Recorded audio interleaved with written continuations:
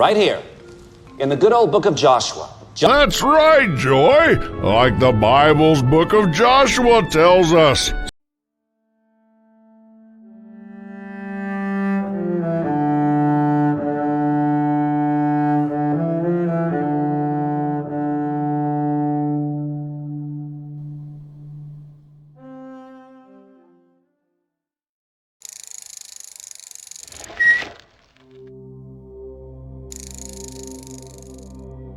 Shalom and greetings, everyone. Thanks for joining me today as we take a ride, figuratively of course, through the book of Joshua, or as it's called in the original Hebrew, Sefer Yehoshua. Sefer just means book, and Yehoshua is the Hebrew name for Joshua.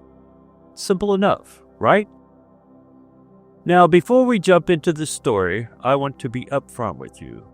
The book of Joshua is packed with powerful moments, epic battles, bold leadership, fulfilled promises. But it's also one of those books that sparks a lot of debate among scholars. Like a lot. Some say it should be read more as theology than straight-up history. Others argue over whether the events, especially the military campaigns, actually happened in the way they were described. And then there are questions about when it was written. Many scholars believe it wasn't finished until after the Babylonian exile, possibly as late as the 6th century BC. That's centuries after the events it's describing. So, with that in mind, let's approach this book with both reverence and a healthy dose of curiosity. All right, let's zoom in on what this book is actually about. At its core, Joshua picks up where the Torah left off. Moses has just died, and now it's Joshua's turn to lead the Israelites into the land God promised them, Canaan. No pressure, right? The whole book breaks down into 4 main parts: entering the land, conquering the land, dividing the land, and Joshua's final farewell. Let's start at the beginning. The book opens with God himself commissioning Joshua to take the lead, and it's not just a little pep talk. God says, "Be strong and courageous," over and over again, like a divine locker room speech. Then the Israelites cross the Jordan River, but they don't just splash across. They walk through on dry land, just like with the Red Sea. There's this beautiful echo of Moses' leadership, almost like God is saying, "Yep, Joshua's the real deal." Once across, the men are circumcised at Gilgal. Ouch! Which kind of acts like a spiritual reset button for this new generation, born in the wilderness. Here's where things get intense. First up, the famous fall of Jericho. You know the story. Marching around the walls once a day for 6 days, then 7 times on the 7th day, followed by trumpet blast and shouting. And boom! The walls fall down. No battering rams, no siege towers, just obedience and divine intervention. And then there's the Battle of Ai. The first attempt fails because of hidden sin in the camp. Remember Achan and the stolen loot? But once that's dealt with, victory follows. What comes next is a series of military campaigns. Central Canaan, then southern, then northern. City after city falls, and Joshua's leadership is on full display. But here's where some modern readers start feeling uncomfortable, because a lot of these conquests involve the complete destruction of cities and people. Some scholars call it genocide. Others say that's applying modern categories to ancient text. Still, others argues it's hyperbolic, like ancient war bragging. The truth is, these are hard texts, and if we're going to take the Bible seriously, we have to wrestle with the tough parts too. So after the dust settles, it's time to divide up the land. Joshua assigns territories to each of the 12 tribes of Israel. There's a lot of detail here. Boundary lines, city names, inheritance laws. And while it might seem like the boring part of the book, it actually underscores a huge theme. God keeps His promises. The land isn't just real estate, it's a sign of God's covenant faithfulness. What He promised to Abraham centuries earlier is finally becoming reality. Now we reach the end. Joshua, now old and full of years, gathers the people for one last speech. And if you've read the Torah, this will feel familiar. Just like Moses' final words in Deuteronomy, Joshua urges the people to remain faithful to God.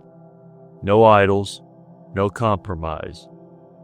Choose this day whom you will serve. That's where we get the famous line, "As for me and my house, we will serve the Lord." What a mic drop moment. It's part warning, part encouragement. Joshua knows the human heart. He knows how easy it is to drift, to get comfortable, to forget. So he calls them back again to covenant loyalty. Let's take a step back and talk big picture. One major theme is God's fulfilling His promises. What started with Abraham finally culminates in this generation stepping into the promised land. God was faithful, even when the people weren't. Another theme is obedience and covenant loyalty. The victories in Joshua don't come from military might. They come from listening to God, trusting Him, and walking in step with His commands. The moment Israel strays, like with Achan, things go south fast. There's also the ideal of God as a divine warrior. This might feel foreign to modern ears, but in ancient context, it was a powerful image. God wasn't distant.